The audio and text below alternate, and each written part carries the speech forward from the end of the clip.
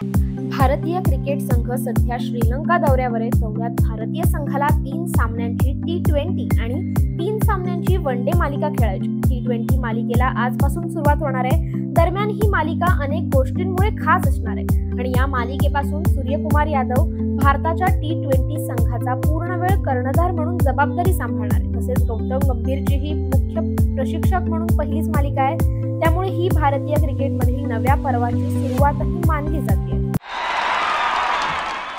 Paris ऑलिम्पिकमधील नेमबाजी खेळाच्या स्पर्धेला आजपासून सुरुवात होत असून यंदा भारताकडून 21 नेमबाज प्रतिष्ठेच्या क्रीडा महोत्सवासाठी पात्र ठरलेत।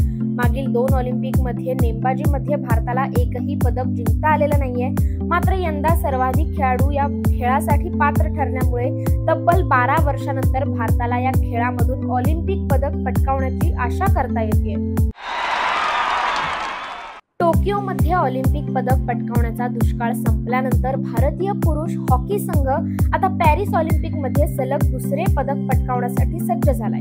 1980 मध्ये मॉस्को येथे झालेल्या ऑलिम्पिकमध्ये भारतीय पुरुष हॉकी संघाने सुवर्ण पदक पटकावलं होतं। त्यानंतर आता 44 वर्षे उलटून गेली तरीही भारतीय पुरुष हॉकी संघाला एकही सुवर्ण पदक पटकावता आलेलं नाही। मात्र भारतीय पुरुष हॉकी संघ यंदा पदकांचा रंग बदलण्यासाठी हॉकीच्या मैदानात सज्ज झाले। तसेच भारतीय पुरुष हॉकी संघाचा सलामीचा सामना आज न्यूझीलंडशी होणार आहे। श्रीलंका आणि पाकिस्तान यांच्यातली महिला आशिया चषक स्पर्धेतील उपांत्य फेरीची लढत चुरशीची झाली। विजयासाठी 141 धावांच्या लक्ष्याचा पाठलाग करताना श्रीलंकेला शेवटच्या चेंडूपर्यंत पाकिस्तानने झुंज दिली।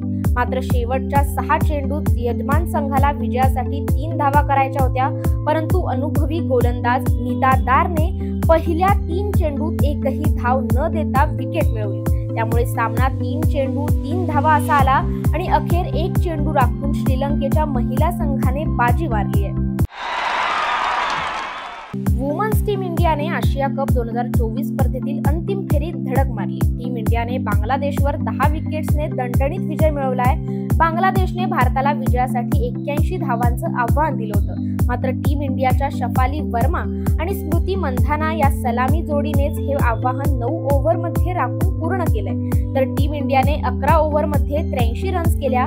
टीम इंडियाचा हा या स्पर्धेतील सलग आणि एकूण 4था विजय ठरलाय आणि आता श्रीलंका विरुद्ध टीम इंडियाचा अंतिम फेरीत आशिया कप ट्रॉफीसाठी सामना होणार आहे। भारतीय गोलंदाज पूजा वस्त्राकरने काल महिला आशिया चषक स्पर्धेच्या उपांत्य फेरीच्या सामन्यात मोठी कामगिरी केली। पूजाने बांगलादेश विरुद्ध 4 षटकात 25 धावा देऊन 1 विकेट घेतली। या एका विकेटसह पूजा वस्त्राकरने माजी अनुभवी वेगवान गोलंदाज झुलन गोस्वामीचा विक्रमही मोडून काढला। पूजा वस्त्राकर T20 आंतरराष्ट्रीय फॉर्मॅटमध्ये सर्वाधिक विकेट घेणारी भारतीय महिला वेगवान गोलंदाज ठरली। पूजाने 69 सामन्यात 57 बळी घेतले आणि यापूर्वी हा विक्रम झुलन गोस्वामीच्या नावावर होता, जिने 68 सामन्यात 56 विकेट घेतल्या होत्या। आयर्लंड आणि झिम्बाब्वे यांच्यातल्या पहिल्या कसोटी सामन्यात बऱ्याच घडामोडी घडताना दिसतात।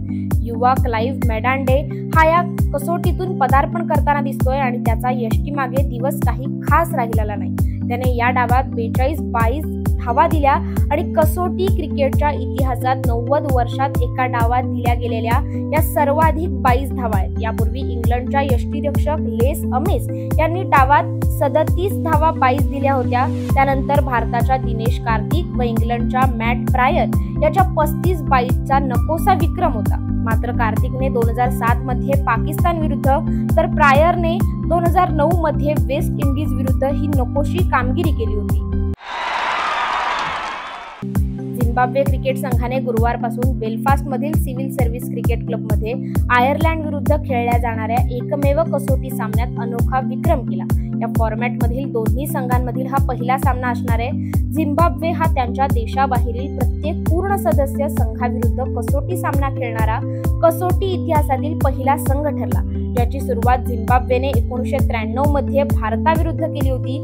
पाकिस्तान, न्यूझीलंड, श्रीलंका, दक्षिण Africa, West Indies, England, Bangladesh, Australia, Afghanistan आणि आयर्लंड या सर्वांनी झिम्बाब्वे बाहेर पूर्ण सदस्य संघासह कसोटी खेळल्या।